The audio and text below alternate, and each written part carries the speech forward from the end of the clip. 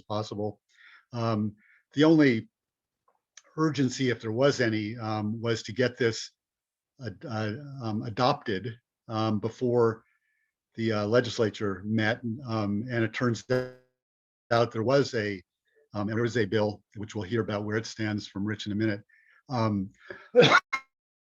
to add opioid use disorder as a qualifying condition. Although, if you recall, we had made the recommendation in our annual report, posted basically in November and presented in November to the Health and Human Services Committee, that no new qualifying conditions be added, and that we be allowed the opportunity to continue to work through these sort of in our deep dive manner.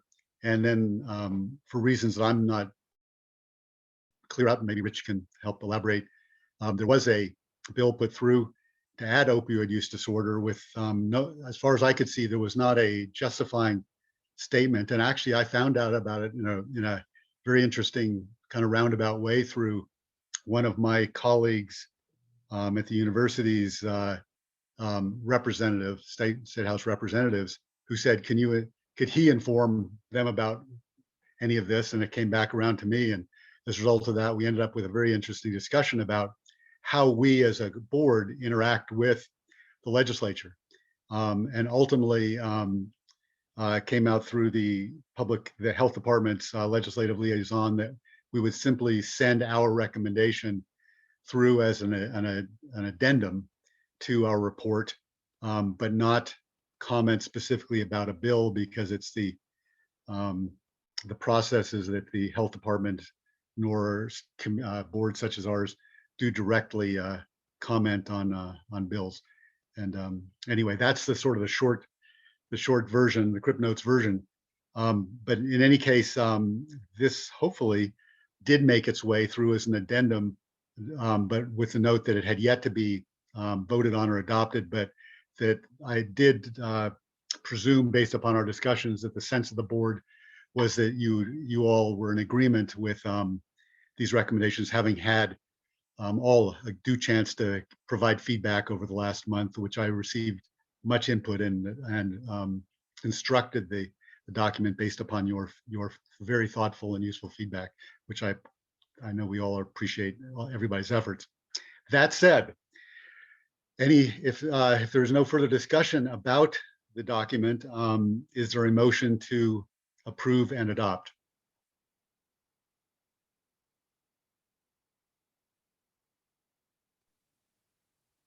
I move.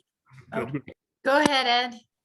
Well, I'll take that as a Okay. motion by Catherine, a second by Dr. Red. All in favor signify by aye. Aye. Any opposed? Any abstentions? And hearing none, it is unanimously adopted, and so the date of adoption will be on the bottom of the document. And thank you all. Reshma, and do we now have the anxiety, PTSD, and opioid use disorder? Are those the three distinct recommendations that have been made since the close of this last year, where we looked at chronic pain and then MS? What are the other two? Is that correct? Yep, those are the three that we have. Okay. So now in this last little bit of time, we've gone through 5 conditions. So we're making good progress. And I want to note, and Rich, maybe you want to comment on this too, and Reshma, a very thoughtful note by our colleagues in Iowa, lauding us and for our work in our website and the information that we provide on our website for providers with regards to qualifying conditions, as well as our products and dosing information to the extent that we can provide it, and so forth and so on. So Ed, I want to tip my figurative hat to you for driving this process in the last year that has given us kudos from our neighbors to the east, and to all of you for participating now in an effort. It's interesting because in a comment they said,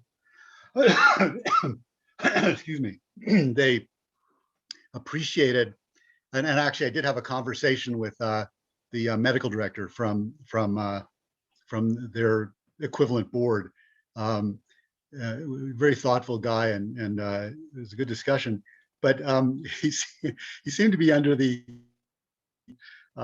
perspective that we had this very robust process and very richly supported. And all I could sort of say was, I've just, I'm so fortunate to have colleagues that are so energetic and thoughtful and willing to participate as volunteers at the behest of their own, whoever, their work environments and others allow them to do this. So it's an interesting thing. Maybe others don't see that this is opportunity for them. But anyway, we're happy to share. And with that said, and we'll move on to the agenda now to Rich to go through these legislative issues and maybe round out and correct me if I've said anything, Rich, that was not correct in my observations, if you would. Thanks. Yeah, no problem. Great. So I'll try to be brief and leave it up to questions. So there's a few bills that impact the medical cannabis industry and also the Department of Health and Department of Agriculture as it relates to medical cannabis. And Rich, we're struggling hearing you. oh, let's see. I'll get a little closer. Is that better? Hopefully that's a little better. Still a little rough. Okay. Sorry, this isn't working that well. I'll try to just get a little closer. Is that better?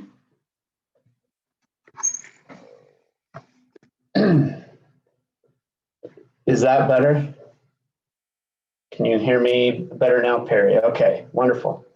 Okay, so a few items that I thought I'd mention is HB 210, that's the qualifying conditions for medical cannabis bill that Representative Bennion has submitted. And it appears at this point, at least, based on what we, on previous general legislative sessions as bills have been submitted, that particular bill, it looks like it doesn't have a lot of support at this point. And so we would be surprised if it made it through. It's certainly possible that it would get to committee, but at least at this point, it looks like it's likely not going to get to that point. It doesn't have enough Rich, support. which is House Bill 210? Which one is that? That's the one with the opiate use disorder being added. Thanks. Yeah. So go ahead. This is Des, for just quickly, because I did talk to Representative Bennion. It doesn't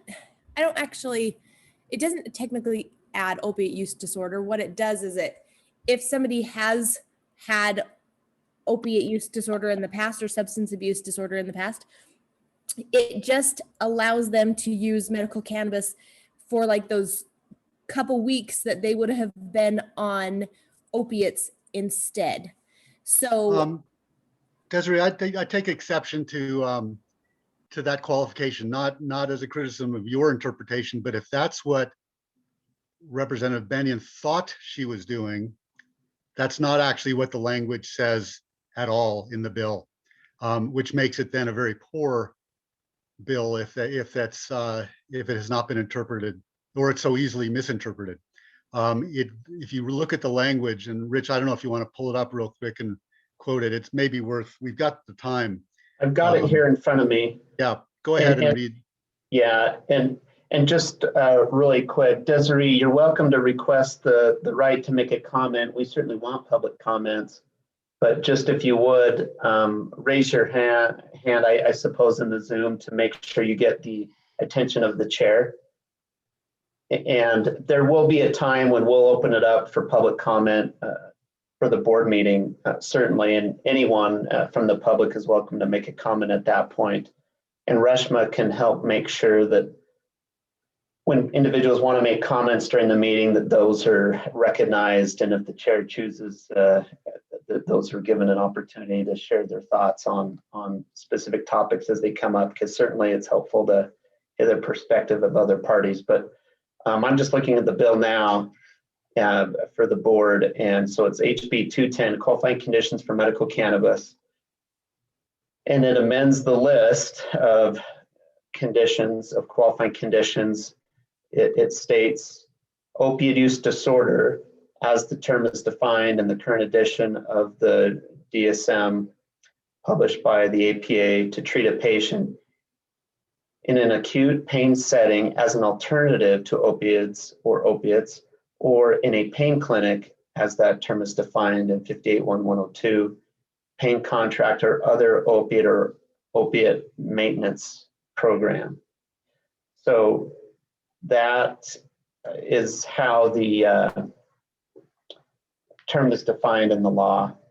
And it's possible that we don't know how Representative Bennion may choose in the future to amend this bill. So she could certainly accept amendments to it that would maybe make it more acceptable, or amend it so it reflects more of what Desiree was mentioning. Certainly that's possible.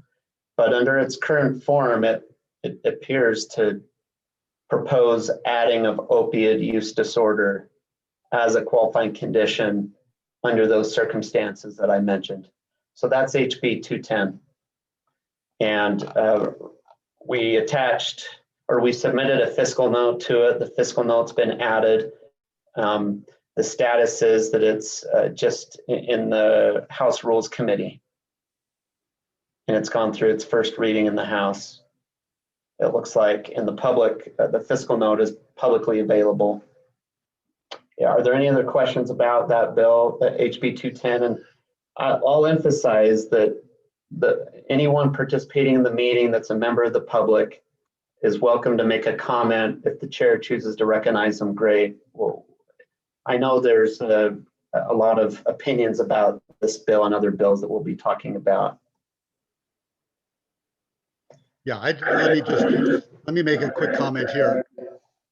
Rich, I'm very happy to entertain any comments or thoughts. I want this to be as transparent as possible. I don't want this to be a unilateral discussion, or but clearly there is a lot of latitude for interpretation in the way some things are written. And I think it reflects, want to be very respectful here, not a full appreciation of the implications of the language and of the clinical issues involved. And my wish, and if all wishes were horses, all people would ride, I guess, but my wish is that there would be an active engagement, and maybe this is something Rich can be communicated to the legislative liaison, an active engagement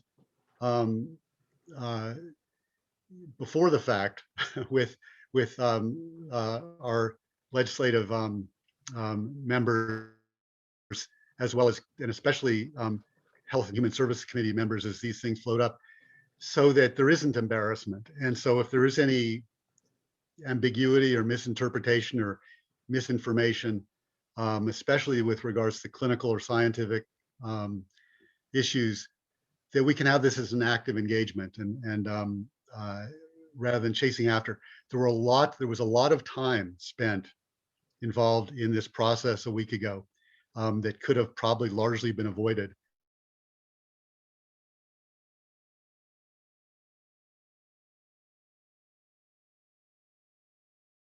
We are not a political body. We are a body that is very well defined by legislation. Is basically paraphrasing an advisory board based upon our qualifications and certifications and so forth in science and research and clinical care, and public health, etc. And we want this engagement and feedback. So this is a long-winded way of saying that it's far more productive and constructive to have these discussions in advance rather than after the fact, and then have to have these kinds of discussions during our board meetings where people's toes may be feeling stepped on, or there maybe is misinterpretation. All that said, I do open the floor now to anyone who wants to weigh in and make comments if they feel they have adequate understanding. And if they don't have adequate understanding of this, I think that in a way then proves the point that we need more discussion in advance when these things do come up. This is Ed Red. I just want to make a quick comment. Dr. Carlson and I discussed this a little bit, and it's part of the statement. You know, this is not a symptom issue. This is a lethal disease. This is a life and death issue.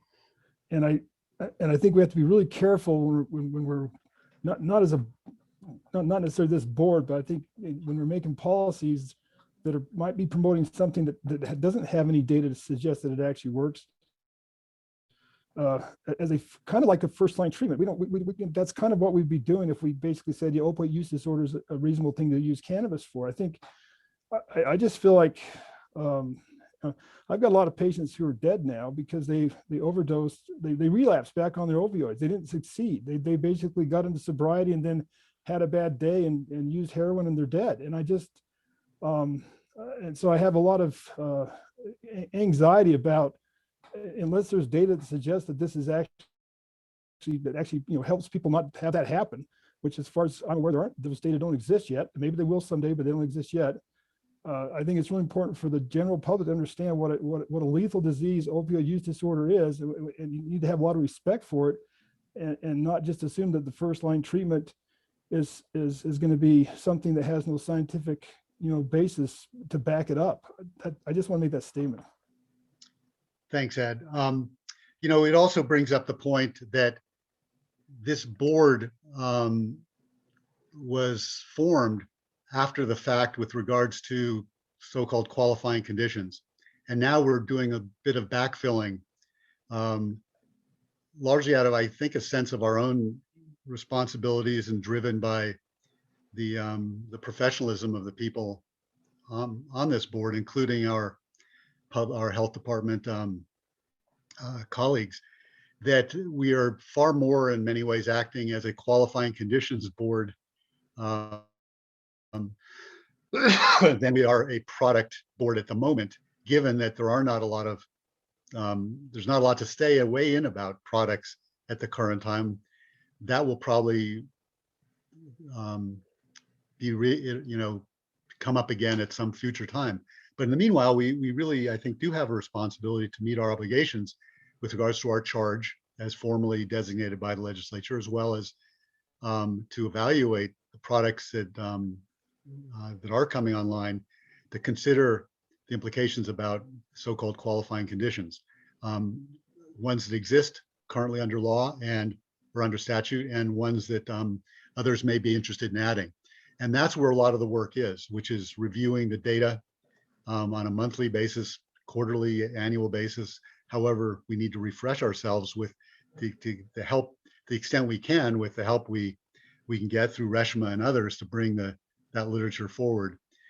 With such a very detailed, comprehensive evaluation of that particular disorder that we talked about a month ago by Dr. Gordon, who's nationally, internationally recognized and so forth, and the detail that the expertise we have on this board, to have that not been able to be evaluated and thought about by our legislature in advance of a bill coming up, just shows that we've got some work to do to organize our communications and thoughtfully work through these issues. So, it's a work in progress. And I think we've stated adequately the seriousness and the gravity of that condition, Ed, as you pointed out. And hopefully now that will percolate through the Health and Human Services Committee leadership, its members, and then legislature. So any additional considerations or thought? And we'll just keep working through these, trying to be patient as we go, although not my forte. As Rich can attest to, probably. We can go through some additional items if anyone from the board or public has anything else to add. Of course, up to you, Perry, if they want to add that. But I can go through some of the other legislation if there isn't any additional comments. Please do. I'm just watching the chat room and I don't see anything, so please proceed, Rich. Thank you. Okay, great. An additional bill that's come up is SB 39, that's hemp regulation amendments. At this time, that does not impact the Department of Health or the Compassionate Use Board.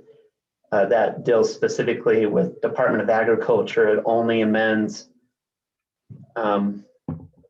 statutes that the Department of Agriculture is responsible to implement. It relates to the hemp processors and hemp cultivators that are just growing the hemp-based products, not the medical cannabis 0.3% or more THC concentrated products. So that's what that bill is. It's just something that we're watching, but it doesn't impact us directly. Then we've got SB 81, Medical Cannabis Electronic Verification System Deadline Amendments. This is a bill that was filed in order to extend some deadlines related to some very critical amendments to the law that require software changes, and we're working with our vendor to implement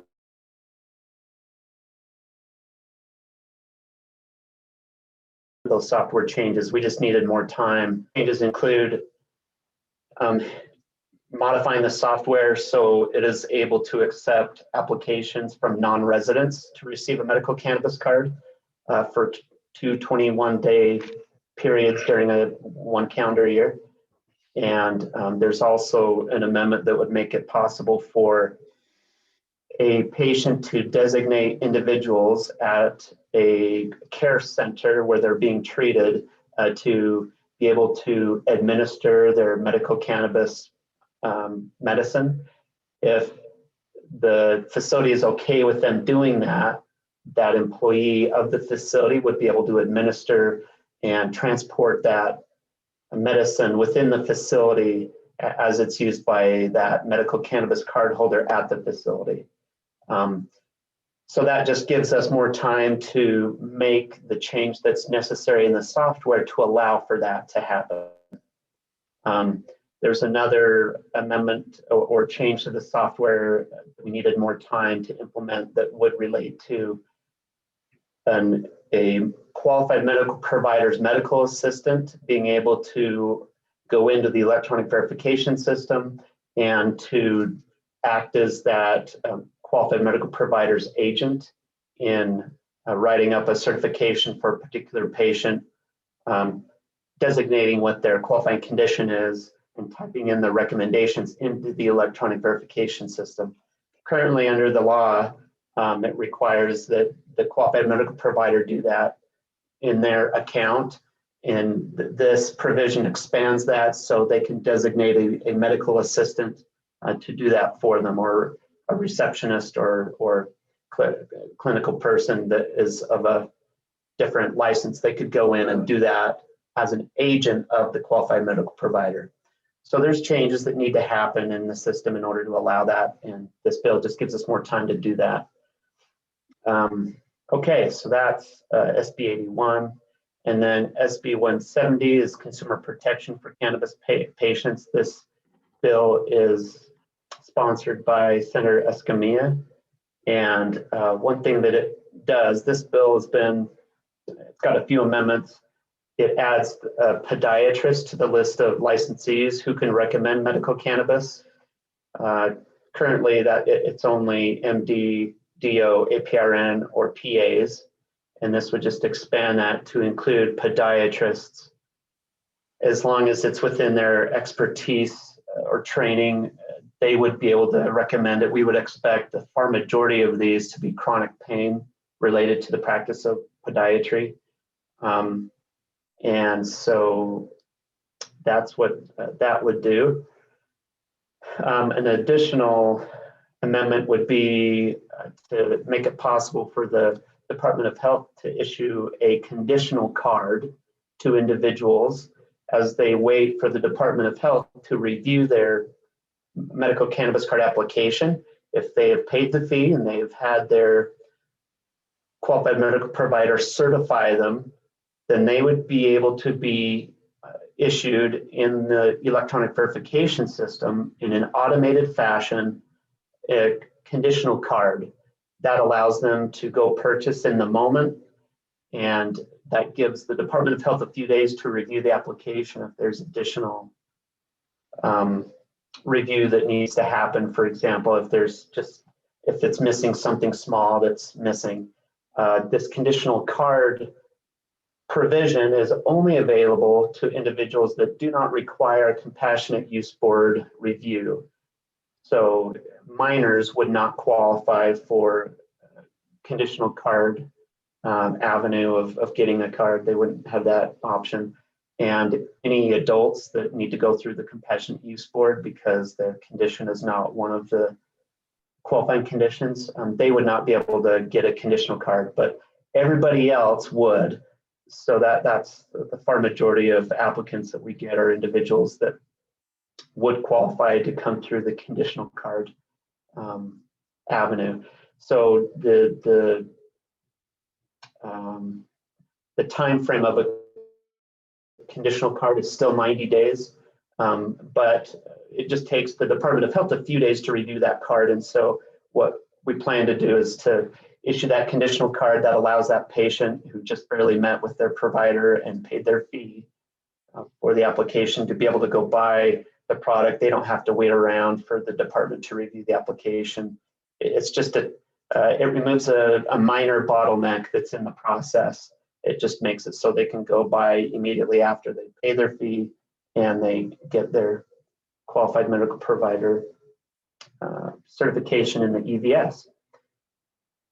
So also pharmacy processing of limited medical provider orders. So this provision of SB 170, what this would allow is for a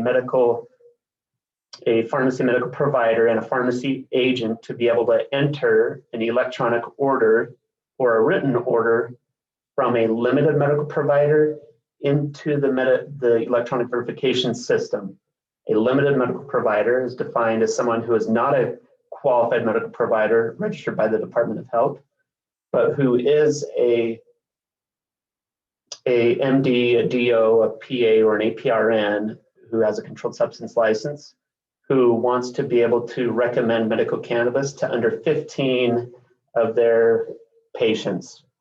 They're able to, under this bill, if it passes, to recommend to up to 15 patients medical cannabis, but they wouldn't be logging into the EVS to do that. They would be either writing a written order, like a piece of paper that identifies them as a provider, that also has a controlled substance license number, that has the date, that has the qualifying condition that the particular patient is qualifying with. And they could give that piece of paper to the patient. That patient could go take it to the pharmacy. And then the pharmacy would then take that and enter what is understood to be an order, a written order from the limited medical provider, and they would take that and input that into the electronic verification system. And so this will require some software changes, obviously, and so it won't be effective if it passes. It won't be effective immediately. It would likely be delayed until September 2021 or something, when our software has had a chance to make some changes. But that order, it could include associated directions of use or dosing guidelines that particular limited medical provider wants to communicate. The purpose of this amendment is just so any MD, DO, APRN, or PA in the state of Utah, there's about 16,000 of them, any of them without registering with the Department of Health could recommend medical cannabis to a patient where they feel it like it's relevant. And then the pharmacy would then take the order that they communicate, that's been communicated by the provider, and actually input it into the electronic verification system. So every patient that is one of the 15 that comes through that avenue into the system would become a full-fledged medical cannabis card holder. Some people have wondered, is this just exactly like the recommendation letter avenue? And it's not, because those individuals that were coming through the recommendation letter avenue in 2020, they never were part of the electronic verification system. So this gets those patients into the electronic verification system that are one of the under 15 that a particular provider can have. It makes it also so if a patient is just meeting with a provider they've trusted for years and getting their chronic pain treated, if that particular provider does not want to have to take the additional steps needed to get registered as a qualified medical provider under Utah law, they would have the option, if they choose to limit their recommendations to under 15, to just meet the requirements of what has to appear on that electronic order or written order, and then communicate it to the pharmacy. Pharmacies have the ability to limit orders that they accept to electronic orders that could be submitted via secure email or some other secure way electronically, and we would encourage everyone to do it that way because that's more secure. Or the bill does give them the option of doing it with a written order, but if it's written, then it is required. There's some work by the pharmacy to contact the medical clinic where that came from to ensure that it is indeed legit, to prevent a prescription. It's not a prescription, but to commit or to prevent order fraud, I suppose, is what we call it in order under this Utah Medical Cannabis Act. So that gives you an idea for 3 of the main amendments in SB 170. You're welcome to take a look at it on your own. But do you have any questions about that bill?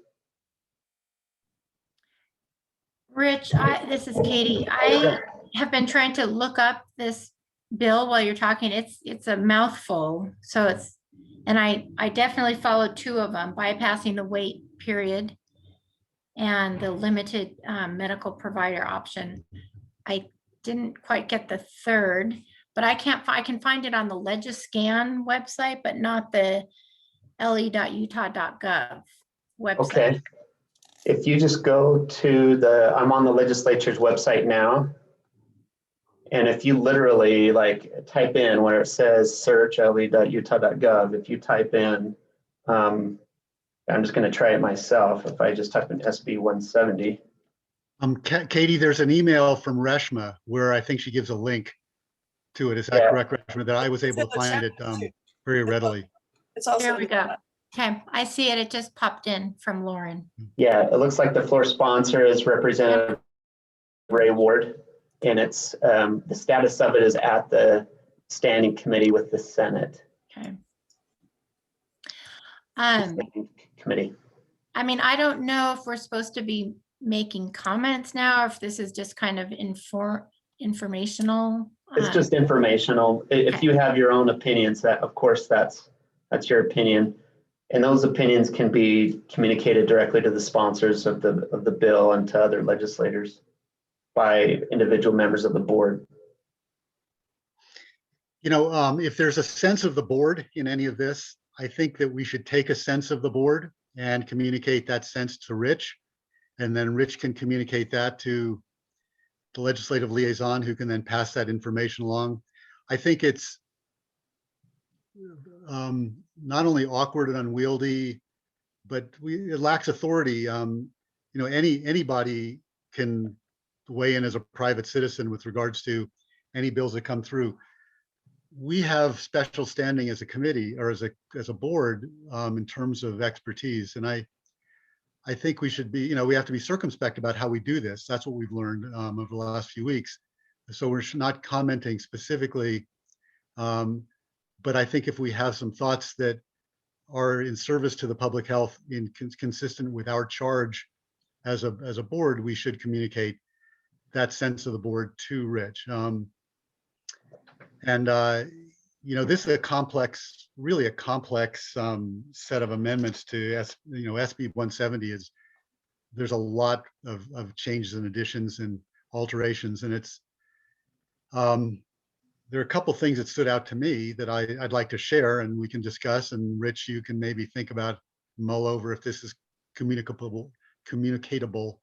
But one is that it seems inordinately complicated for reasons which I'm not sure what the urgency is here. We're not talking about emergency treatment or life-saving, or urgent, emergent, or life-saving treatment.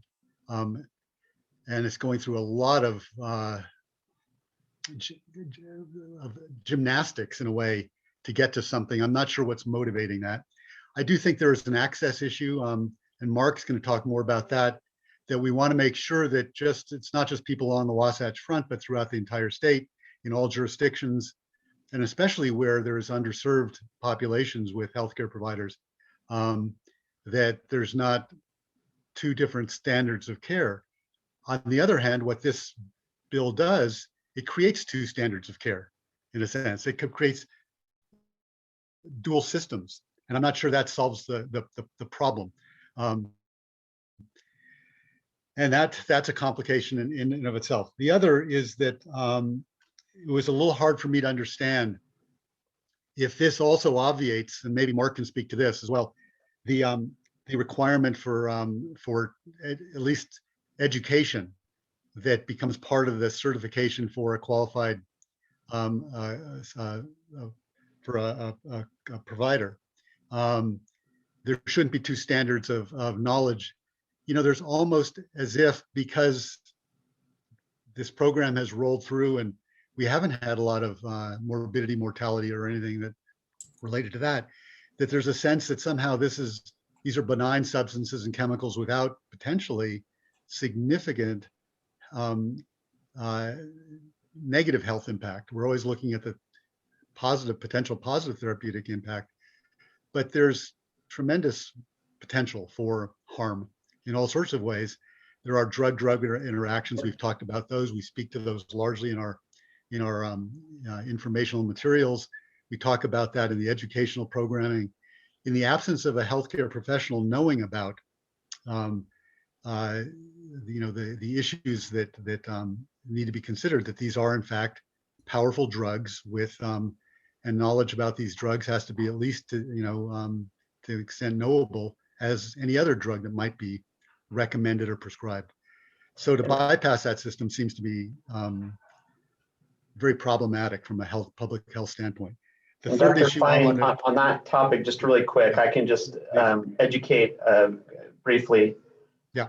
The bill does require that there be a modification to the existing controlled substance training that DOPL requires, that all prescribers go through.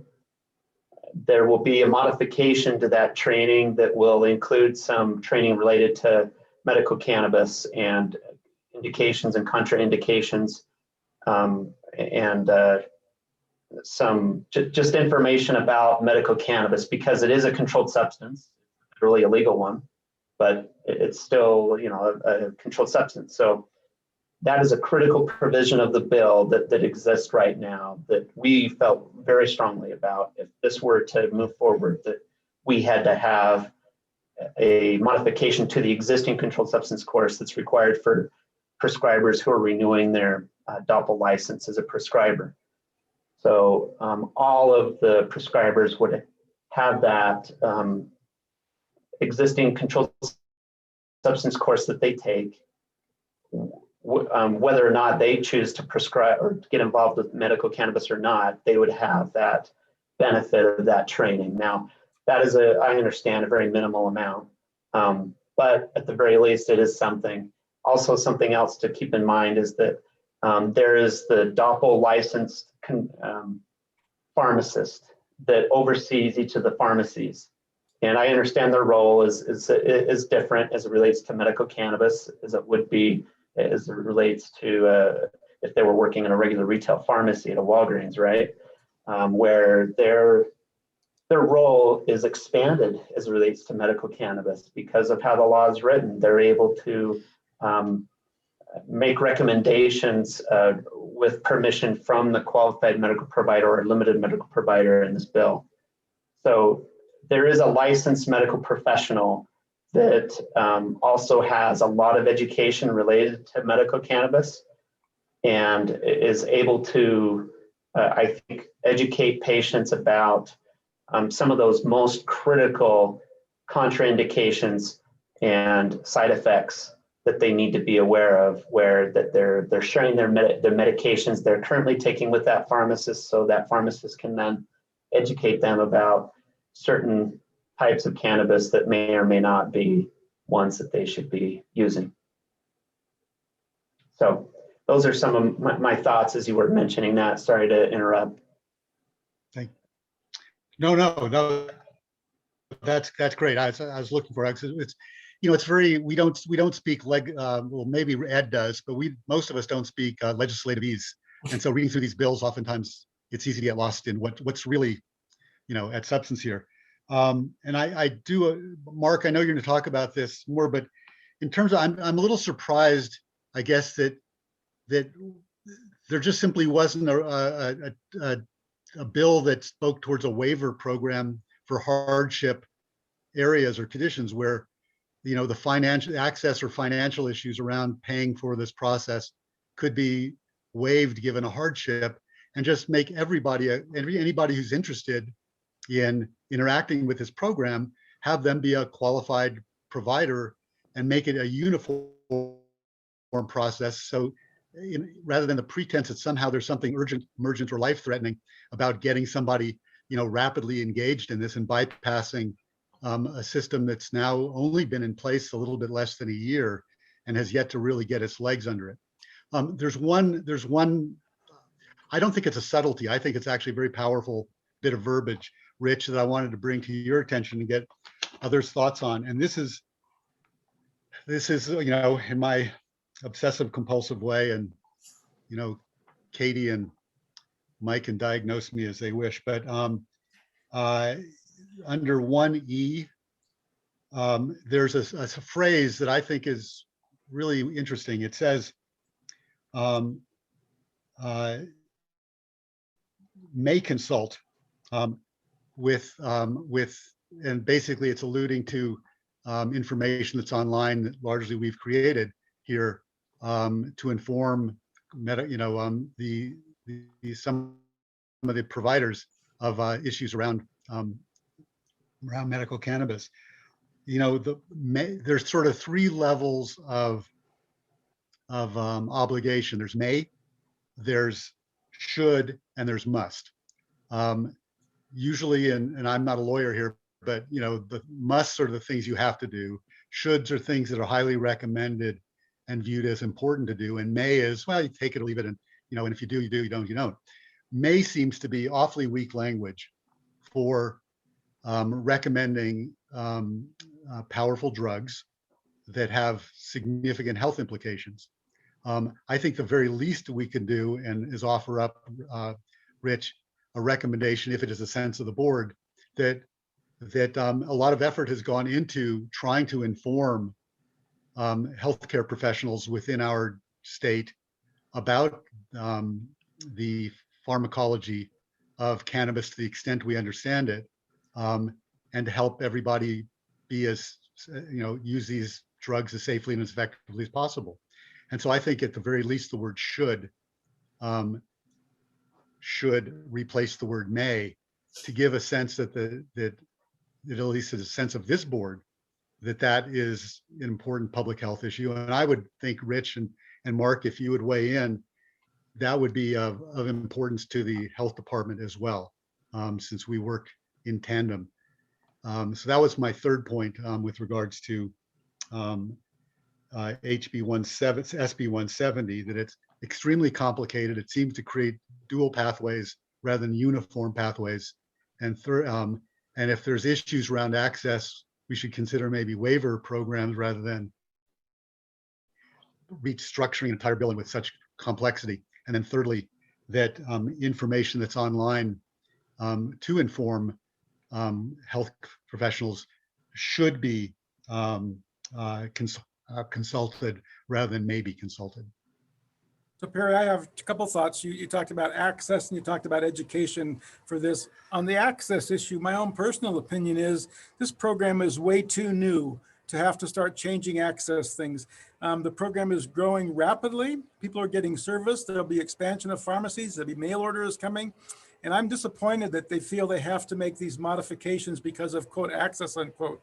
And the other thing that Senator Escamilla is bothered by is, no surprise here, it's unfortunate, but we have what I'm going to call charlatans, people who say for $300 I'll get you a medical cannabis card. That's exactly what we did not want to see have happening. And so people are complaining there's not access to, shall we say, decent or appropriate healthcare providers who will see you to issue a card for somebody. But again, I don't think you solve those problems by just rapidly opening up everything to everything. So I personally am not in favor of the idea. By the time I even heard about the idea, the legislators and their little group of who they're meeting with had already decided they were going to do this. So they heard my comments, but they said, nope, we've already passed that point. On the education thing, I'm sort of where you are. What you're saying is, I said to people, we're talking about a drug that is a powerful drug, has lots of good benefits, but it's a powerful drug, and it has some very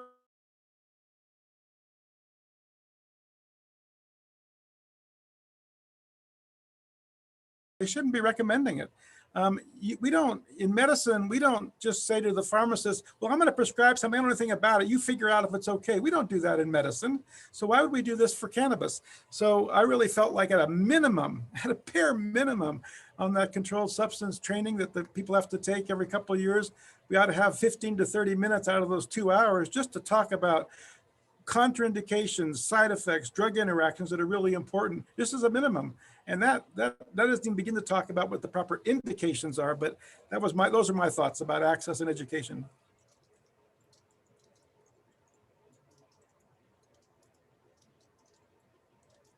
Perry, you're muted. Thank you. We've got, I'd like to designate adequate time for this discussion. It's very important. It's timely. The legislature's kind of come and go. I don't know if we can interact or have an impact on them. Rich, I really do think we should create more of a dynamic process with our legislative liaison. Since it's not ours, it's the health department's. But again, I see us acting hand in glove until any ambiguities are resolved with regards to how we as a board work through these issues. Let's just work through the normative processes that you do. But I think we should take a sense of the board here. I've heard unambiguously from Mark as a health department and seasoned clinician what his thoughts are. I have the same concerns reading through the bill in great detail. I know that many others of you have not had a chance to. But we're not going to have a lot of time to mull over this. But if there's a sense of the board, let's sort of take our temperature and transmit some info to Rich to pass along. So thoughts? Just really quick, I can just share a few of my thoughts just briefly with the group.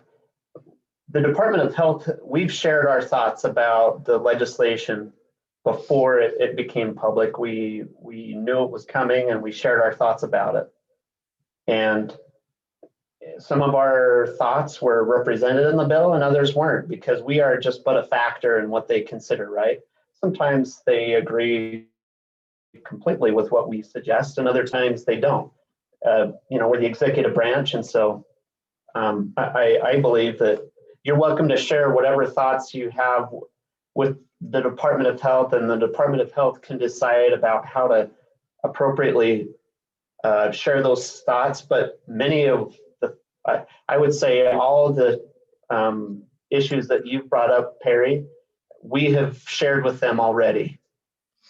So it would be understood kind of like just a redundant sharing of the same information and the same issues that have come up in the past. And so I think it's important that you understand that as we move forward, that we are but just a factor that they consider as they determine what direction to go. Well, what I would add to that, Rich, is just you're right. I agree with you. And so at this point, it's not so much that the board has anything extra to do, But board as educated people, as individuals, this is where you would contact your own state representative, state senator, if you wanted to share your opinions, and you might ask them to take action when the bill comes before a committee or becomes before the whole body. That's where you would do it. So I would say at this point for the board members, it's now down to more individual communication with your personal legislators. This Okay. is Ed Red. Just from a practical standpoint, there's two ways you can look at this. You can say, I don't like this bill, I'm not going to support it, or you can say there's several parts of this bill I don't agree with or I don't think are good policy, and pick one of those and work on, see if you can make it better. I just, my experience as legislator is that that this process is a process, and the legislative process is pretty complicated. But most legislators are willing to, they don't want you to just shut down their bill, but there's something you can do to help their bill be a better bill, or fix some concerns you might have, or make some tweaks in it to make it so it's not quite, so it addresses some of your concerns. That's one thing you can do. My gut impression is this bill will probably, I don't know, I haven't looked at the votes, but if Senator Escamilla is running in the Senate and Representative Ward's running in the House, it may pass. I mean, it's probably, I don't know, Rich, if you can, maybe you have some opinions on that, but it may get enough support to pass. So the question is, there's something you can do on one or two pieces of it that might make it more, that might solve some of the problems that are being, raised here, some of the concerns being raised here. And that's what we can do as individuals. The Department of Health can't do that, as I understand. Correct me if I'm wrong, Mark and Rich, but I don't think you guys are allowed to go, try to get people to change parts of the bill, but we as individual citizens can. So if there's something that you want to work with your own legislator on, you can go approach him or her and have them work with the sponsors of the bill to make those kinds of amendments or changes. And again, it wouldn't be vote the bill down. It'd be how to make the bill, address some of the problems that we've identified, and then maybe make it better. That's just been my experience. Yeah, just so everybody knows, the department is neutral on the bill, and we believe that there are some tweaks that have been made that have improved it. And there are some things we've specifically requested be added to it, and they've been agreeable to add those things, like the conditional card concept. That was something that we asked for, and they were willing to accommodate that request, which we were pleased with. So in the controlled substance training, right? It's not like a limited medical provider is able to recommend without any training at all. There's the controlled substance training that they go through every 2 years, overseen by DOPL, and that course will be modified to include medical cannabis treatment training. So those are some things that have been done I think, that have improved the bill. Thank you. Mike, Dr. Crookson, you. Yeah, I just wanted to make one observation. Under our current terminology, we have qualified medical providers, which almost necessarily implies that the others are unqualified. Okay. I just want to make a brief comment.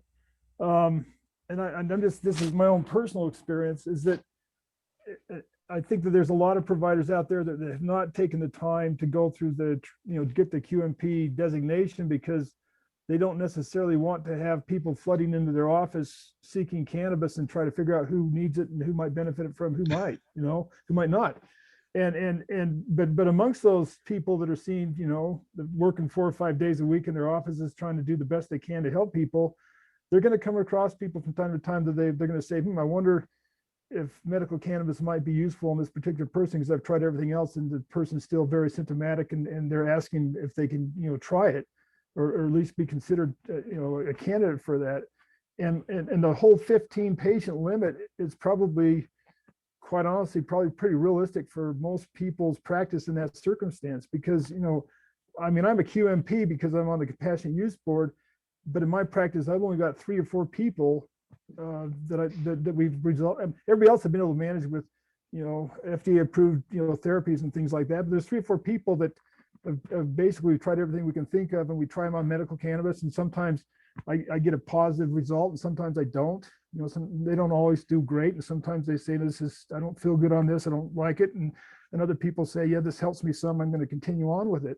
And so having the QMP designation has helped me be able to treat 3 or 4 people out of my, practice of I don't know how many hundreds, with, with very serious problem, complex problems. And so I don't think, I mean, it kind of depends on what happens with the rest of the, medical community, but I'm not sure this is necessarily a really bad idea, because I think that the people that are in the trenches that are taking care of people and trying to do a really good job, once in a while are going to run into somebody that really have really complicated problems and that haven't responded to everything else we've tried. And that's just my observation. I think that the training and understanding of the pharmacology and all this stuff is extremely important. I think the potential side effects, especially, the mental health potential side effects that can happen with this intervention, are important to understand and be aware of and monitor for. But I think if those kinds of trainings can be incorporated into the licensing process through DOPL, that'd be great. I think the majority of people that I work with are very careful about I mean, I think most people are pretty careful about this, at least the people I work with, would be very careful about not just putting everybody that walks in their office on cannabis. And that's just my observations. And maybe I live in a different world, but I just think that most people that are going to use this are not going to have, most physicians and healthcare providers that might end up recommending this, it's not going to be the center of their practices. If they want it to be the center of their practice, they're going to become a QMP. If they want to just take care of a few patients they don't know what else to do with because they're so complicated, then that might be a really good thing. That's just a different perspective. It's not, I don't know what's going to happen with this or how it's going to go down. I know that in Oregon, about 2% of the providers prescribe about 75% of the cannabis, and which is not, to me, that's a problem, because I think it's kind of setting up a cannabis shop rather than actually running a medical practice and having a few patients that are so complicated that you don't know what else to do with them or how to help them. All right. Thanks. By virtue of time, Ed, I don't want to cut you short. Mark, was there any other additional comments you had on? I think we've got good guidance from Rich and Mark on how to proceed with this. Obviously, our impact is going to be relatively limited, other than perhaps as individuals, if we have the time to go through this in detail and then speak with our reps. So Mark, did you want to speak more about this, or should we turn time over to Ed? I'm good. I'm fine. Thank you. Okay, Ed, why don't you take it away? Spend a good solid 30 minutes presenting on autism, and hopefully with some recommendations at the end. Or if not today, then we'll work through those over the next month before our next meeting. Okay, so I'm going to share my screen. Is that okay with everybody if I do that? Please do. Okay. Now I got to find my, oh dear, here we go. Figure out how to do this. Hold on. Okay, can you see my screen now? Okay. Yes. All right. Okay, so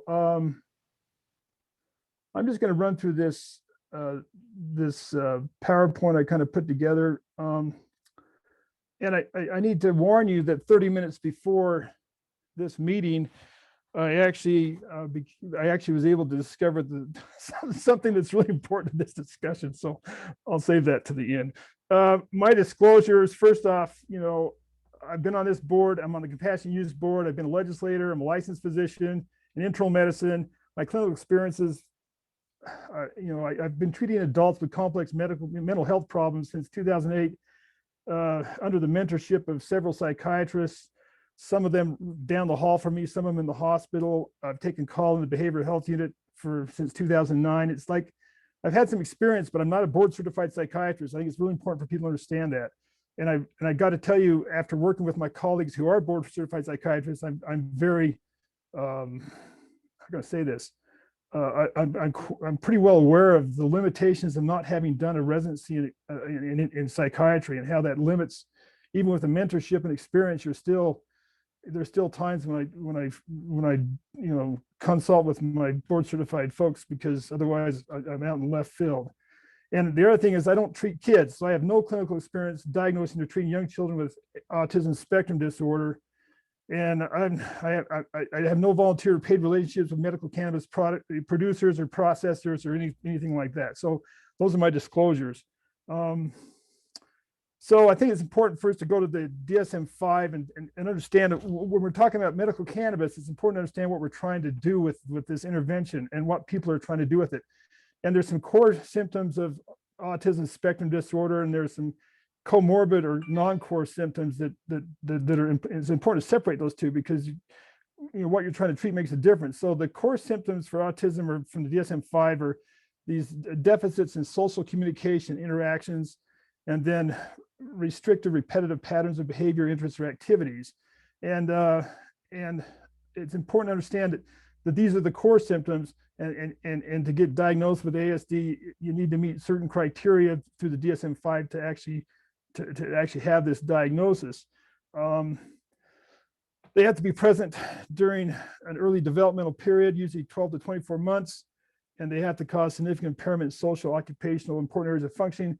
And under DSM-5, there's 3 severity levels: level 1, 2, and 3, and level 3 requiring very substantial support means that a person with a level 3 problem with autism spectrum disorder wouldn't be able to live independently.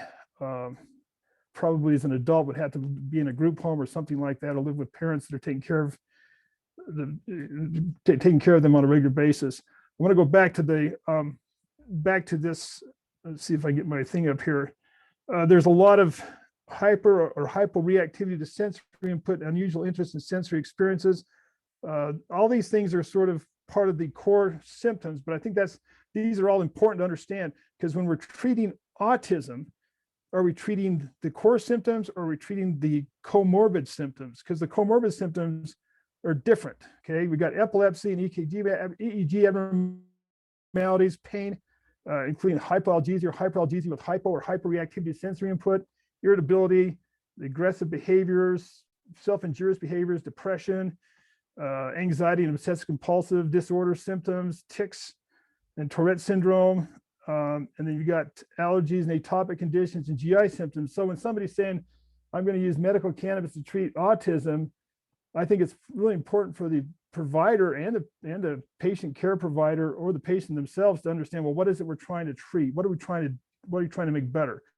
And that's really important as we go forward, because most of the studies, the observational data has to do mostly with self-injurious behaviors and aggressive behaviors towards caregivers and others, and not so much the core symptoms, but actually the non-core comorbid conditions, including epilepsy and EEG abnormalities.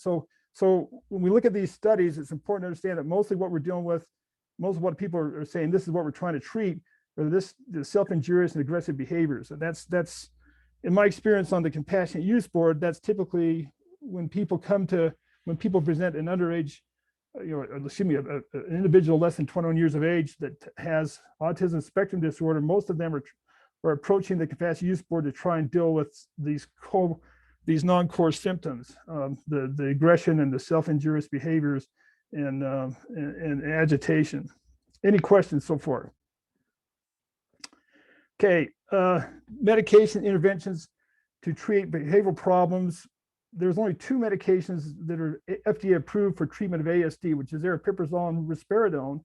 And for those of you that have experience using both those medications, they certainly have their own sets of potential side effects and problems, but they are FDA approved for treatment of behavioral problems and irritability and agitation in children and adults who may have problems related to their autism spectrum disorder. And then we use all sorts of other off-label use of antidepressants, antipsychotics, anticonvulsants, alpha-2 agonists, beta blockers, stimulants, benzodiazepines, and others to try and treat these people's symptoms. You say, well, why do we use so many medications? Well, because these patients are really complicated. And I don't think, for those of you who take care of patients with autism spectrum disorder, if you've seen one case of autism, you've seen one case of autism. I just think it's really complicated. It's not, I don't think I've seen two patients that I've dealt with, and again, I take care of adult patients with ASD. I don't think I've seen 2 patients that responded the same sometimes in similar manners, but it's really hard to generalize when you're taking care of ASD patients. There's basically 5 studies that I'm going to just mention today that are all observational studies. Most of them are from Israel, one's from Brazil. And then there's just a mention of some clinical data in an American, study from Tufts University. And the first one I'm going to mention deals with, cannabidiol-rich cannabis. All these studies use cannabis products that had a 20 parts of CBD to 1 part of THC in their treatment, meaning it's cannabidiol predominant, or type 3, medical cannabis products. And quite honestly, if you look at hemp oil or the cannabidiol, full spectrum cannabidiol products, they're about 30 to 1. They're about 30 to 1 cannabidiol to THC. So this is really close to almost being what you can already buy over the counter or on the internet as far as what these people are using. Although they are standardized and tested in labs to have a fairly close 20 to 1 CBD to THC ratio. And it's really important to understand that all these studies were done with this. And I always ask myself, well, why did the researchers choose this ratio? Why did they choose 20 to 1 ratio? Probably because they've already had some experience trying to use other ratios. They're not just doing this first experiment saying, oh, look, this is what it does. These people, especially in Israel, have been trying to use this for quite a long time, probably off label without any approval from anybody, where it's been legal to use their medical cannabis for treatment of medical problems. And so they come up with this 20 to 1 ratio, probably because of things they've already seen before in their clinical experience. That's my opinion. They don't ever say it anywhere, but you always have to ask yourself, why do all the studies use a 20 to 1 ratio of CBD to THC? And I would just comment from my discussions with some of the folks in Israel doing this work. It's another ethical issue, which is, we have kids who really cannot express necessarily what they're feeling, what they're perceiving, and so forth. And to give a child a drug with not just has behavioral, modification or mood related issues, but has psychomimetic effects. We have no idea what they might do and how they might react, and for them to be able to communicate like an adult would, like you or I would be able, if we were given THC, we can give some feedback. It was thought that there were some really significant ethical constraints there too. Well, except obviously, I think those are all really good points, and I think that again, I think it's just really important to remember what they were doing, what they were trying to do, and in this particular study, if they got no response, let's see if I can get they lowered the CBD to THC ratio down to 6 to 1, which is 3 times as much THC to cannabidiol, thereabouts approximately. So it's kind of like they did that, but they found out when they did that, they actually had some problems with it. So anyway, let me go to the next slide here. The outcomes in 60 children in this process, they had a retention rate of about 73%, and 29% of the patients, or the children's parents, report at least one adverse effects. 16 children stopped the cannabis treatment because of marked increased irritability, low efficacy and side effects, and one stopped due to the transient psychotic event. And if I'm not mistaken, I believe that was the one that had the 6 to 1. One of the few that got the 6 to 1 ratio actually had a transient psychotic event. So that's kind of important. These are all observational data. So obviously we're talking about one patient, but I think it's important just to remember that. The adverse events were sleep disturbances, restlessness, nervousness, loss of appetite, gastrointestinal symptoms, unexplained laugh, mood changes, just things like that. And then the one that had the psychotic event. The positive outcomes, and this is observational data reported from the parents of the patients. 61% of the children, let's go to this slide. Let me go back up here. We had improved communication ability. This is clearly observational based on the parents' perceptions, reduced anxiety, and then improvement in behavioral problems. So, and it's about 82% of these patients were on other medications, and some of them were able to reduce some of their medications. And the behavioral problems, again, I would look mostly at the red bars. We got boys versus all, but the red bars show that very much improved, slightly improved, no change. And then you got anxiety, kind of does a similar kind of a pattern, but not quite as impressive as the behavioral problems. And the communication, the parents reported some improvement in communication, which is I would consider more of a core symptom rather than a non-core symptom of autism. But that's interesting that they noticed that, or the parents noticed that. And again, these are all observational data with no control group. Second study is another observational study out of Israel, 53 patients, same 20-to-1 cannabidiol oil, cannabidiol 20-to-1 ratio with THC, and the median duration of this study was about 66 days. I'm just going to go through this a little more quickly.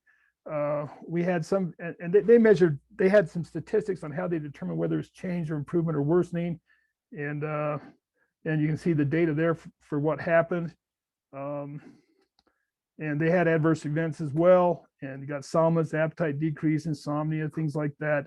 So you have sleepiness and lack of sleep, but sleepiness happened more often than lack of sleep did, but the appetite, kind of changed variably. Then the third report's also from Israel. This is 188 patients, same 20-to-1 ratio of THC to CBD, or sorry, 21 ratio of CBD to THC, excuse me. And then they titrated the dose to affect and tolerability. This started off 108 patients that initiated treatment and responded. And 1 month follow-up on the questionnaire, they only had 119 of the 108 respond. And at 6 months, they had 93 of the 108 respond. And only 155 ongoing treatment. So the only thing we know about is that people responded in this particular study. We only know about the 93 responded and the 155 ongoing treatment. We don't have a lot of data about why these other people stopped. And we don't know about almost, 2/3 or a third of these people. We don't know exactly how they were doing because they didn't respond to the questionnaire. So it's kind of, these are just really very basic observational data. Again, these are the change in, they talk about, restlessness, rage attacks, agitation, sleep problems, speech impairment, cognitive impairment, all these things. Some noticed improvement in some of these things, and improvement was not like, dramatic or anything like that, but it was there for some of them, at least observationally speaking. And so we have, this is slide table 3 and 4 from the same study. And I think this is kind of interesting, but again, this is observational data. It's incomplete because not everybody responded. But we have sleep improved, p-value 0.001 compared to prior to being treated, and concentration on daily tasks according to the parents improved. And the other thing that's interesting is some of these people, were able to reduce the use of antipsychotics, stop taking the medication. Has not changed. It's 20% versus 75%. Epileptics, they 13% versus 76%. And again, some of these kids have comorbid seizure problems. It's really much more common in people with autism spectrum disorders. At least that's my understanding. And then the sedative hypnotics, some people were able to stop taking this medication, but we don't have a control group here. So we really don't know what would have happened to people who are getting a placebo. And this is an observational study out of Brazil of 18 kids.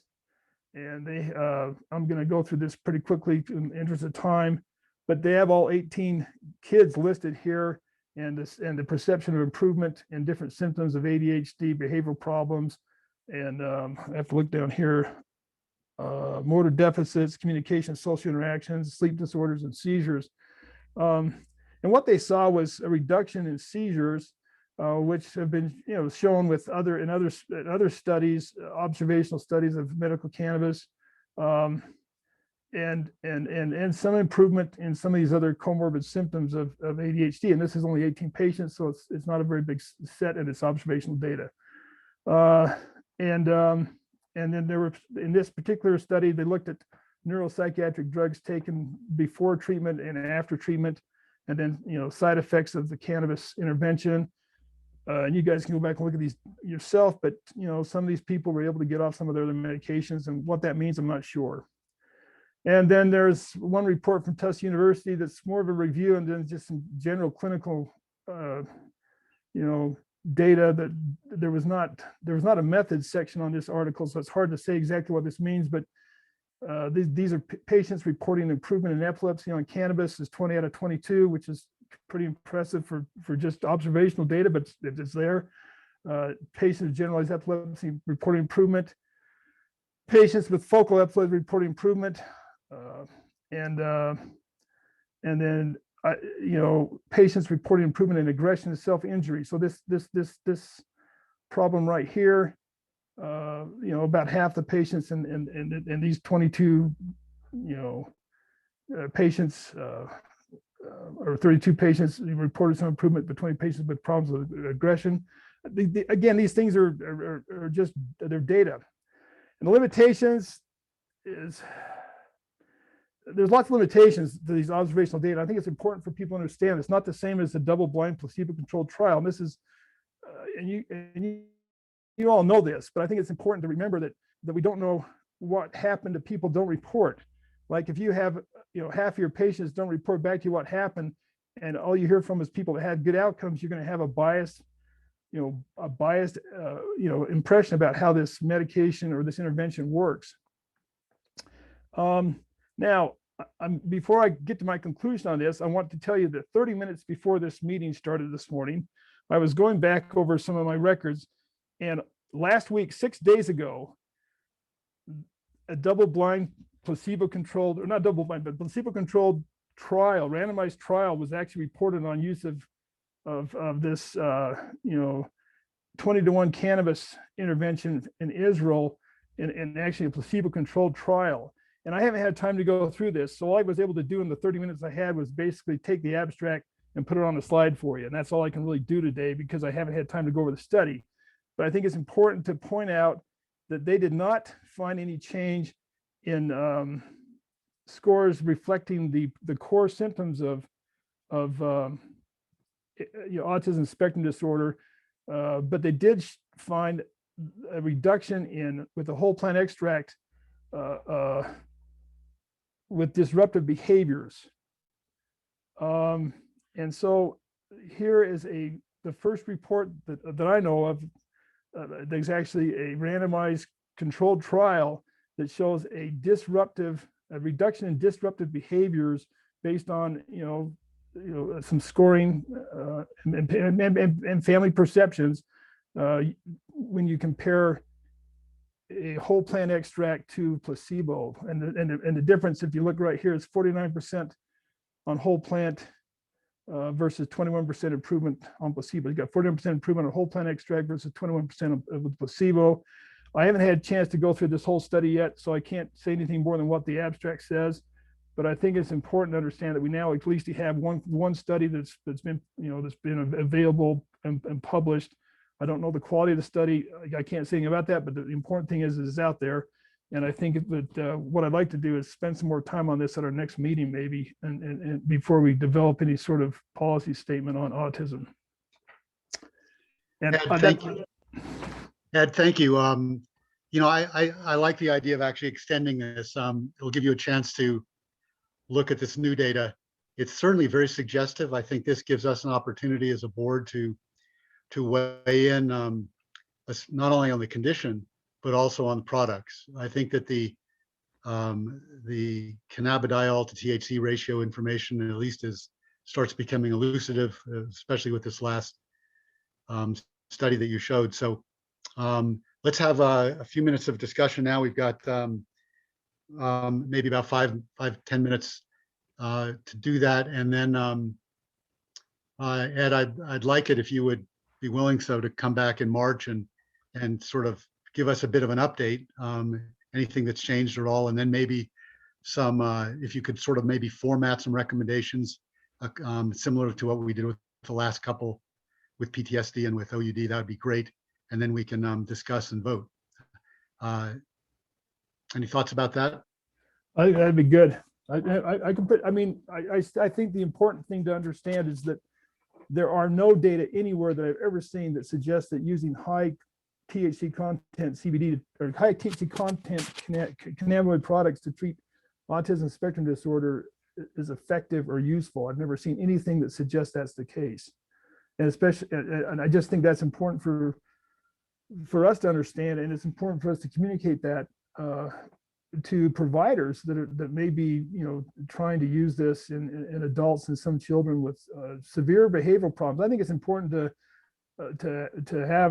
understand how complicated this illness is.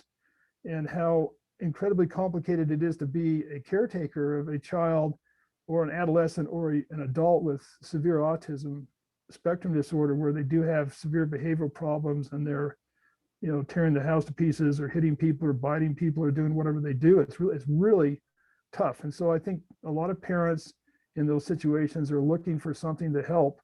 You know, some people get excellent control of their symptoms with FDA approved medications. And again, you know, I would say I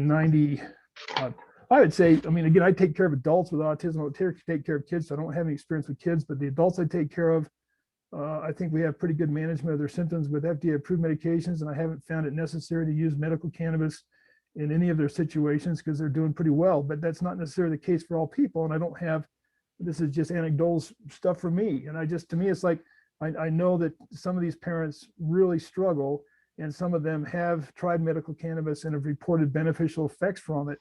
And I know this from my compassionate use board experience. So my thoughts are, is we now have a study that suggests that a CBD to THC concentration of, you know, a ratio of 20:1 may be helpful in people with behavioral disruptive, you know, problems with this condition. I think, to me, that's pretty, you know, it's useful information. It's one study, and the authors of the study themselves say we need to do more evaluation. We can't really arrive at any conclusions based upon this study, but we'll talk about that next month. Great. Just as a point of information, similarly in Israel, there's sort of a school of thought that's built out of this so-called microdosing of THC with CBD, and then obviously there are other cannabinoid constituents that are trying to be understood and figured out in all this, but that this is very complex pharmacology, really interesting pharmacology, but that same sort of dosing or microdosing for dementia-related issues and behavioral issues in older individuals with various types of dementia, either Alzheimer's or vascular dementia, is also being looked at and considered, and with some sort of going in the same direction. And I know that Blake has been online here sharing some information too about some studies he's doing. So this area is moving forward very rapidly. I suspect we'll have a lot more to look at with the next, you know, few years. But in the meantime, Ed, thanks, and look forward to next month. Any other questions for Ed? And then I've got a couple of sort of follow-up items to discuss so we can prepare for next month, and then we'll bring it around to public comment before, or I'll ask Mark to remind me to bring it around to public comment. I won't let you forget. Thank you. Ed, thanks. You know, Karen had to sign off, but Reshma, if you could ask her if she'd be prepared for along with Ed's follow-up presentation, if she'd be ready to herself or one of her folks, one of her colleagues, to provide this discussion about rectal administration of cannabinoids, just so that all of us on the product board are at least up to date on some of the pharmacokinetics involved in that, and some of the practical issues and all. Karen had signaled a willingness to do that. I'm not sure if she's ready yet, but if you could follow up on that, Reshma, that'd be great. And if she's willing, that will pretty much round out original content, if you will, for next month's board. The other is, I'd like to proceed along in our, as our Iowa colleague said, our robust capacity for deep dives into understanding indications and conditions. We've got a whole list of conditions that we have yet to approach. I'd like everybody on the board to take a look at the list of conditions, qualified conditions. We haven't had any additional requests that I'm aware of. Correct me if I'm wrong, Reshma, from anybody to take a look at any new conditions per se. But let's all of us maybe take a moment and look at the qualifying conditions that exist. If there's anything there that strikes your fancy, please volunteer to you or your, or somebody you work with to and work with Reshma to go through the literature and start thinking about preparing a presentation to review what the sort of the state of the science is, the evidence is in those conditions for the products that we have, and then we'll sort of assign for maybe going through the spring, April, May, June, to get through another three conditions or so before we hit the summer months. If we do not if we don't have volunteers, then I'll take a look and with Reshma, work through and maybe ask either any of you if you have any contacts and interests in some pursuing these, or I'll start reaching out myself or ask you for your help in doing so we can get some external input like we did with Dr. Gordon. Sound like a reasonable plan? And Perry, this is Mark. You can always consider offering possible topics to Dr. Aaron Kranz. As you know, he's very interested in the topic and has done a lot of his own literature reviews and things. So if there's something that a board member is not interested in, or you just want to send Dr. Aaron Kranz a list and see if he'd like to volunteer, that's another option. That's great. Thanks, Mark. Just a question. I don't know. I mean, is there somebody inside the University of Utah Medical Center, medical school faculty that might be interested in commenting or educating us more on the whole idea of autism and medical cannabis? I don't know. It's just a question I have, because I feel really, quite honestly, out of my league trying to talk about this, because I don't, other than just taking care of some patients for the last 15 years, I don't have a lot of experience, especially with childhood autism and how to manage that and what happens and all that sort of thing, except what I observe. And I just, to me, it's like if there's somebody in the university faculty who want to give us a more of an expert presentation on what they think about the concept of medical cannabis and autism, for patients that are not responding to typical pharmaceutical agents and interventions, that to me would be interesting. The other thing I'm concerned about is again the core versus non-core symptoms. We're treating mostly non-core symptoms, and as far as the compassionate use board is concerned, we're treating non-core symptoms in patients that are extremely agitated and combative and hitting their care providers and having major problems. But the question I'd have is, well, what about the core symptoms? And is there any potential for cannabis, and maybe, for example, for a child who has more of a mild presentation with autism without all the combativeness, is there a problem? I mean, right now, cannabis, is indicated for anybody who has autism over the age of 21. But the question I'd have is, well, does cannabis have potential to cause problems for a child who otherwise might be engaged in formal treatment for ASD, and it does not have the combative component? That's just a question I always ask myself, because right now we're dealing mostly with, at least in like Compassionate Use Board, we're dealing mostly with kids that have really severe behavioral problems that have not responded to other medical interventions. It's kind of a last ditch effort to try and help the parents, quite honestly. So it really is compassionate use in very complicated, complex problems. But the question I'd have is, well, what do we know about, the use of medical cannabis in children that may not present with such, severe presentations? And maybe that's too much for this board right now, but it's just a thought. If there's somebody at the university that has expertise in this area, that'd be really interesting to me. Well, you bring up an important point, Ed, that we're really not, when you're treating a child, you're also treating a system. You're treating the family and so, I wonder, on the Compassionate Use Board, and forgive me, I feel awful, I don't remember his name, I should. Your colleague on the Compassionate Use Board, who's the chair of pediatrics. Dr. Giardino, Angelo Giardino. Yeah, Angelo. Yeah. Maybe if you, Mark or Ed, if you just reach out to him and see if he and or a colleague in child psychiatry may want to. That might be good. I just join in the discussion I just don't feel like month. They'd be welcome. I think that might be worthwhile. Mark, what do you think? You've only got. I'd be glad to reach out to them. There's a Dr. Paul Carbone, who's really the pediatric expert on autism at the university. I don't know if he has any experience with cannabis, but I can definitely reach out to Dr. Giardino and Dr. Carbone and ask them what they might share with us. Well, and again, I think And that'd be great. I can ask my child and adolescent psychiatry colleagues. It's the same problem. I mean, I'm they're not using medical cannabis, I can tell you that, but they can speak to some of the risks of and benefits of current treatments and kind of standards. So I Yeah. can try to contribute just finding a name of someone. That'd be great if you could reach out, and if they would be, just offer up the 9 to 11 time, maybe for 20 to 30 minutes, just sort of a panel discussion. Just You're getting cut out a little, Perry, but for the March meeting? educate this board about their thinking and the current miss it. And that would be for the March meeting?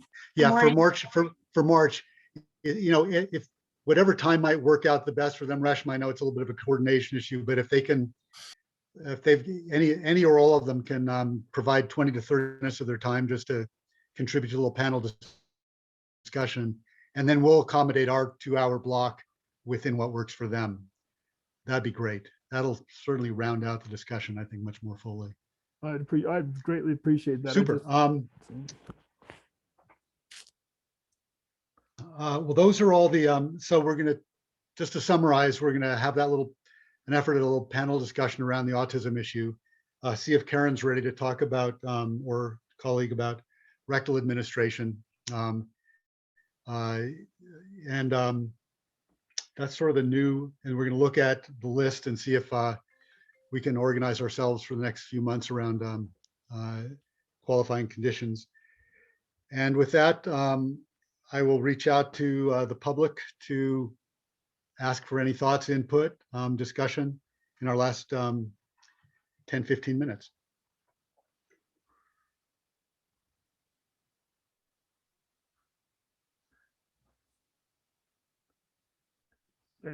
If nobody has any comments, Blake, do you want to? An absolute deafening silence. So Blake, can you give me your contact information? You probably have already done that once, but I don't know where it is. Yeah, can you hear me? Yeah, huh? Yeah, so it's Blake at zionmedicinal.com.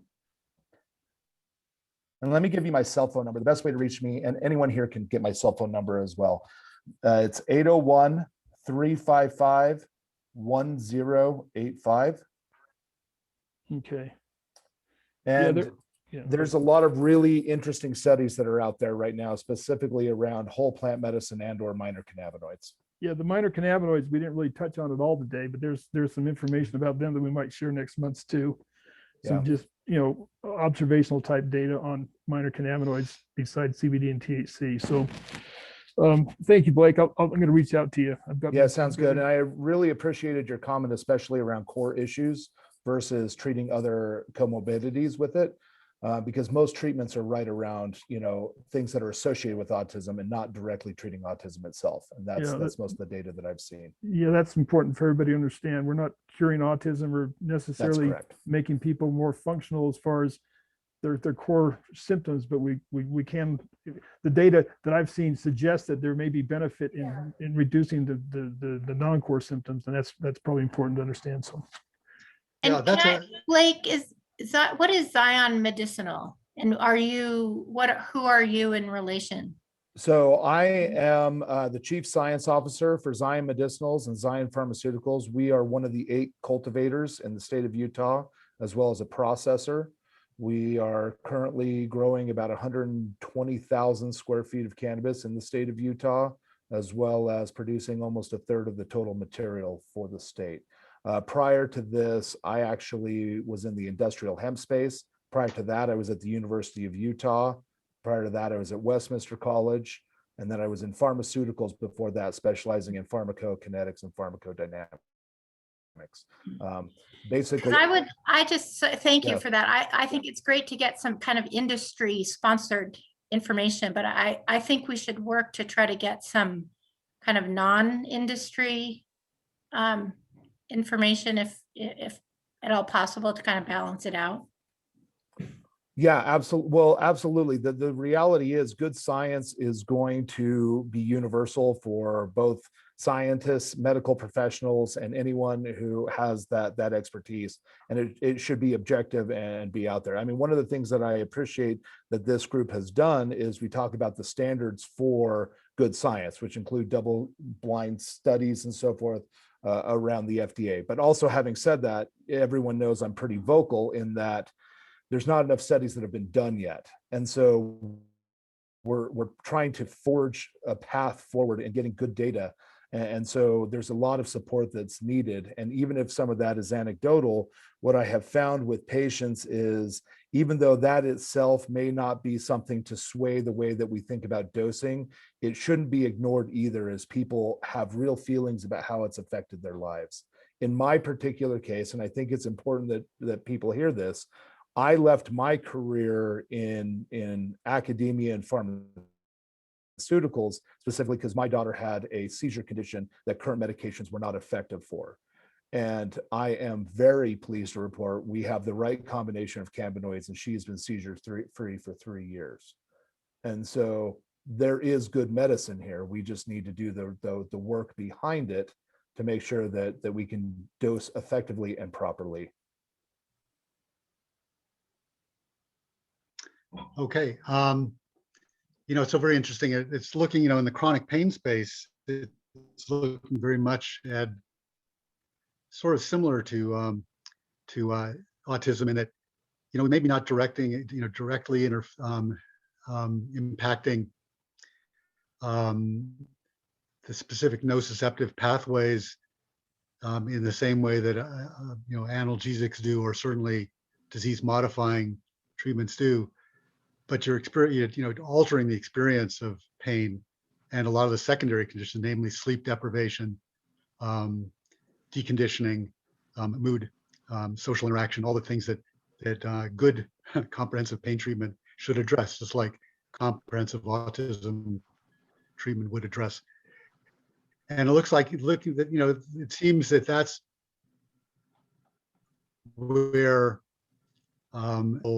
place, once we understand especially dosing characteristics and the so-called, and for lack of a better term, the entourage effect, what the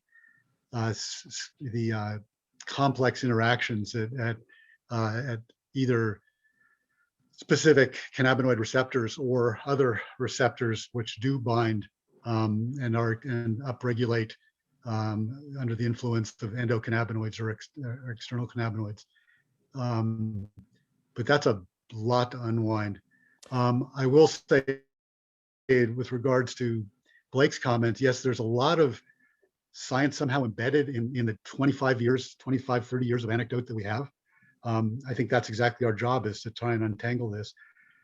I'm going to leave you with sort of where we started, talking about legislative issues. We're not a political body, but I'm going to make a social observation, maybe a social science observation. I wish that, or it would be desirable, I believe, that there was at least as much influence of those committed to science and evidence had on policy around this as those who are very informed by their own experiences, and that, which means anecdotal experiences, which can be very powerful. And those individuals oftentimes are the ones who are motivated to interact with our legislators, as you probably know, Ed, from your time when you were bombarded by people's interests. And there needs to be a balance there. And I hope over the course of time we strike a better balance. But right now we are where we're at, and I think I'm optimistic that maybe we'll start making some progress, especially if we can sort of sort out the ways we interact with policymakers in more effective ways than just talking amongst ourselves as we do on a monthly basis. That said, that's my the rabbi speaks from the podium at the end of the session. I just love to see Ed smile. So there we go. All right, listen, everybody, have a very healthy month. Hey, by the way, has anybody else other than myself now been fully vaccinated? I'm eager to get back in the clinic and start seeing patients. Mike has, Dr. Crookston, great. Yes, Mike. Ed has. Good. Maybe we'll, within the next 2 to 3 months, we'll all be vaccinated. We'll get to hang out in person with each other again. And wouldn't that be delightful? All right. Stay well, everybody. Resh, Okay. thanks for taking good notes in anticipation of that. And we'll see you all next month. Bye-bye. Thank you. Bye.